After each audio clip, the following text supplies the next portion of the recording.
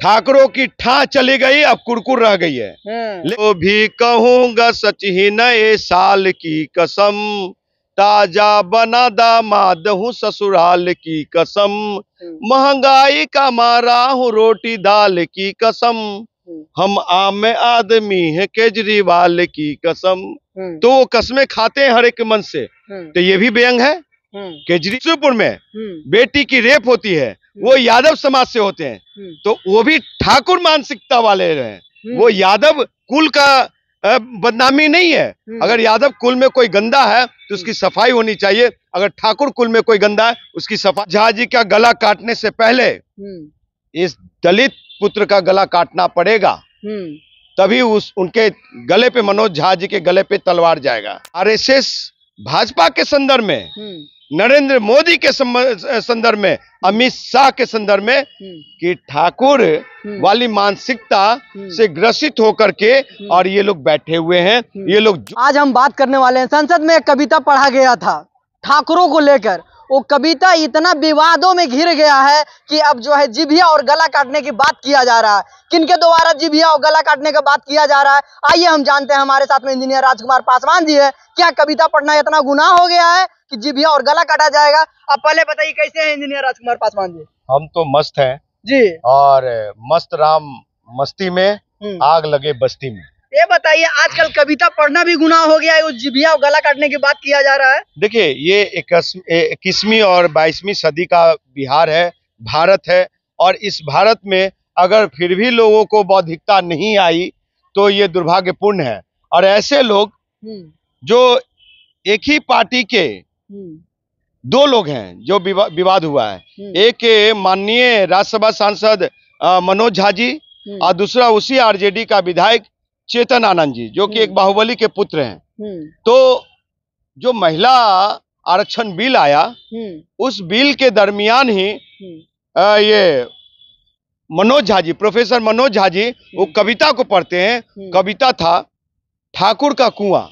ठाकुर का कुआं लिखा किसने है ये भी समझो, ओम प्रकाश वाल्मीकि ने।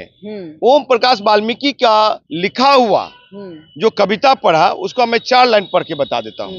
कविता क्या क्या था सर? तो कविता में लिखा हुआ था, बैल ठाकुर, ऐसे लंबा है लेकिन थोड़ा सा संक्षिप्त में पढ़ के पढ़ा। बैल ठाकुर का, हल ठाकुर का, हल की मुठ पर हथेली अपनी, फसल ठाकुर की, कुआं ठाकुर का, पानी ठाकुर का, खेत खलिहान ठाकुर के, गली मोहल्ले ठाकुर के।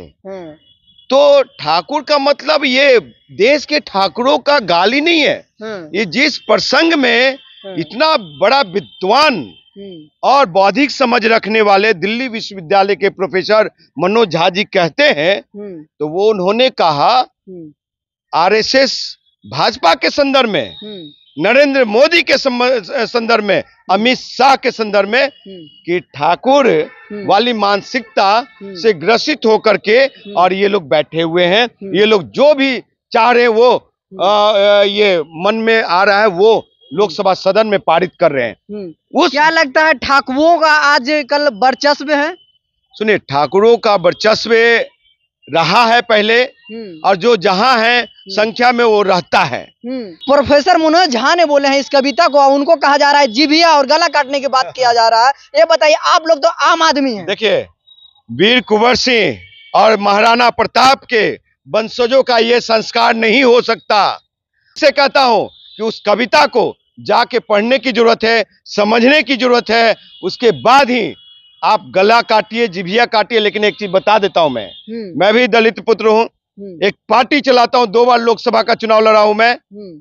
मनोज झा जी का गला काटने से पहले इस दलित पुत्र का गला काटना पड़ेगा, तभी उनके गले पे, मनोज झा जी के गले पे तलवार जाएगा। समझे साहब? डर नहीं लगता है आपको? काहे का डर भाई? ठाकुरों का रंगदारी है। अरे साहब, बाहुबली है।